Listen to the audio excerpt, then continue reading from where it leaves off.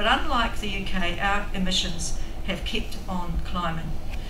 To reach our Paris target, New Zealand's emissions would have to stop growing now, and I don't see anything in place yet that is going to achieve that. Do we need a climate law similar to that in the UK, as an increasing number of other countries are doing? I think we should, for a number of reasons. One is particularly important, I've already talked about it a bit. We need to make progress in a way that is stable over time, that takes much of the politics out. And I believe that many in the private sector would welcome such a law. During this investigation, my staff have talked to a number of companies. They want predictability. They need to plan ahead to figure out how they will manage the risks and take up the opportunities that a low carbon economy will provide. But to take these opportunities, they need the confidence to invest. Carbon budget goes a long way to providing that, with a set of stepping stones towards the Paris target and beyond. We shouldn't forget about beyond. It's going to have to go on for a long time.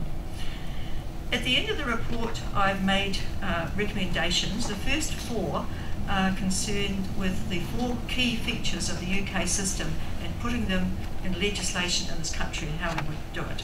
The first one of those is putting targets in law, not just having them signed off externally. The second one is a process for setting out carbon budgets. The third one is the requirement for government to develop policies to ensure those budgets are met. And the fourth one is what I'm calling a climate commission. I'm calling it a commission rather than a committee, because committee sounds a bit temporary to me.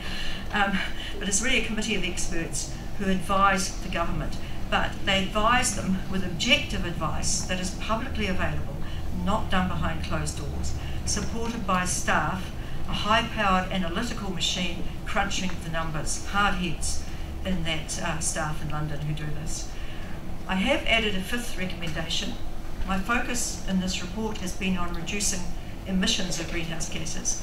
The other side of the coin is adapting to climate change, and so I made a 5th recommendation about adaptation. And that's because the UK Act sets up a similar approach and process for adaptation, which again begins with independent expert advice, which is actually a subcommittee of the other committee, and we need this too with adaptation. We need to get our act together with that as well. So, to finish where I started, climate change is the ultimate intergenerational issue. Leave superannuation in the dust. It's a huge challenge, not just for the current government or the next government, which we'll have soon, but also for the governments that will succeed them into the future, be they blue, red, green, or any other colour. Thank you very much.